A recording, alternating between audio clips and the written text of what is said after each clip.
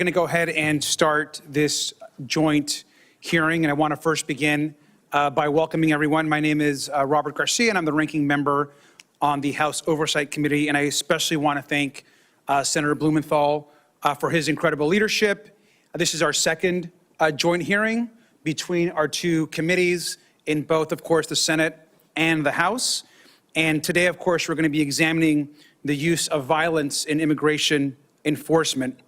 And so this is a very important moment for us as a committee, and of course, an important moment for us to understand what is happening across this country. And so we are, of course, excited to be here and understand how important it is for everyone to really understand what's going on at this moment. We're also going to be hearing from a variety of witnesses as well, and we're very grateful to everyone for being here.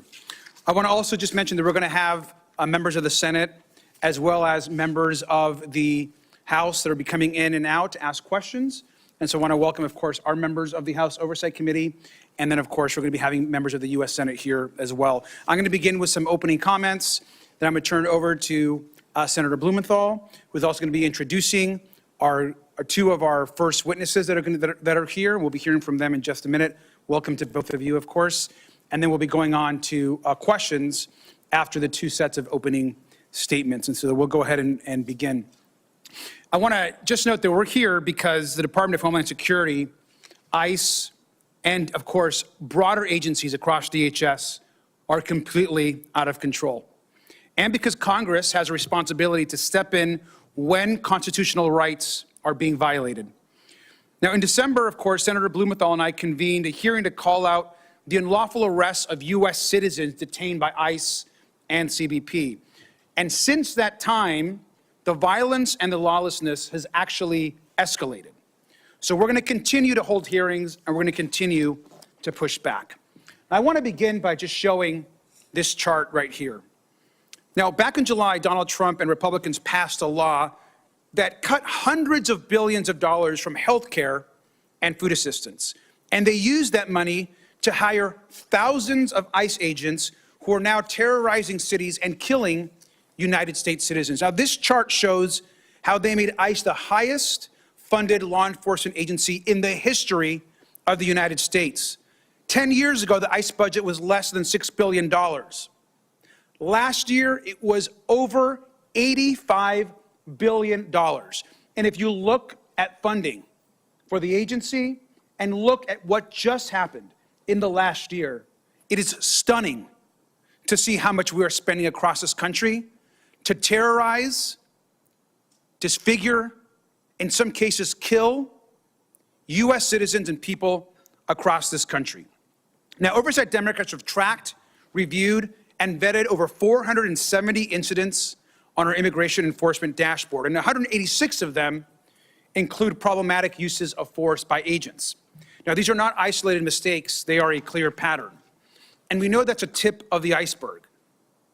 We're seeing ICE, CBP, other parts of DHS, all across our country terrorize communities.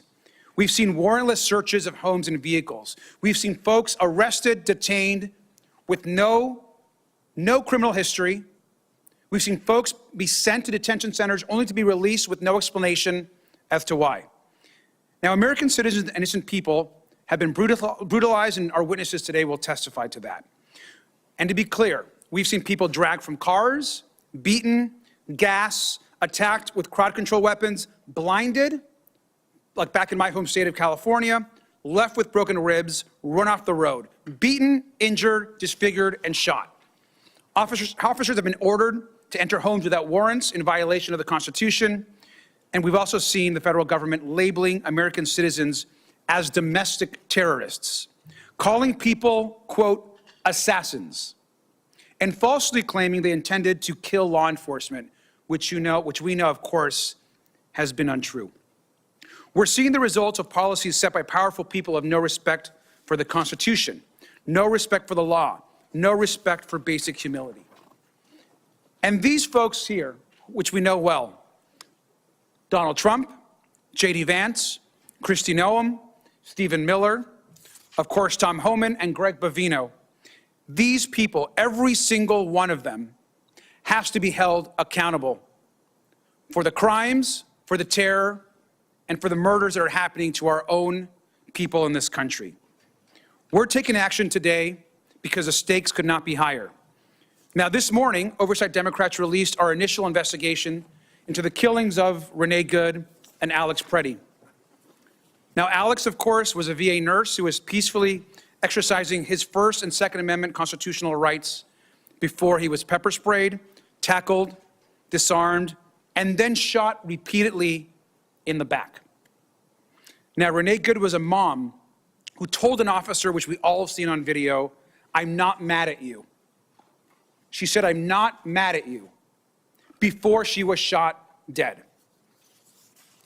We mourn both of these two Americans today, and we find that these shootings cannot be justified. We also know they were part of a broader pattern of escalating unlawful violence by the Trump administration and DHS to intimidate dissent. Now, this administration then lied about the events and is now obstructing independent investigations to cover up misconduct and deny accountability to the victims and to the public. Our hearing today will build on evidence, not just that we put out in our reports, in our investigation, but the incredible work being done by the Senate, its various committees. And again, I especially want to thank Senator Blumenthal for his leadership of holding these hearings. The stories that we're going to hear today are hard to tell, and they're hard to hear. So I want to thank again our witnesses for the courage and the strength that it takes to be here today. This is a step towards accountability, and we know that the courage, that the strength that you all have that are bringing is in light of what you're hearing from the administration. I think it's important for the public to recognize that this administration has lied, has defamed, and has smeared people that have been peacefully protesting. They've weaponized the Department of Justice to silence protesters, observers, and of course, journalists. But I also remind folks that Donald Trump won't be president forever. Kristi Noem won't be the secretary forever. And when you serve this country in an elected office or in uniform, you swear an oath to the Constitution. You pledge to work for all Americans. You don't get a license to kill, and there's no absolute immunity. We're going to stand up for the rights of our communities, and we believe strongly that we need to hear the stories of those that are in front of us today. I want to thank our witnesses for the courage, and I want to yield back to our host today, and really the person that's been organizing and leading all of these hearings, Senator Blumenthal. Thank you so much, Representative Garcia. Working with you has been a great experience in partnership, and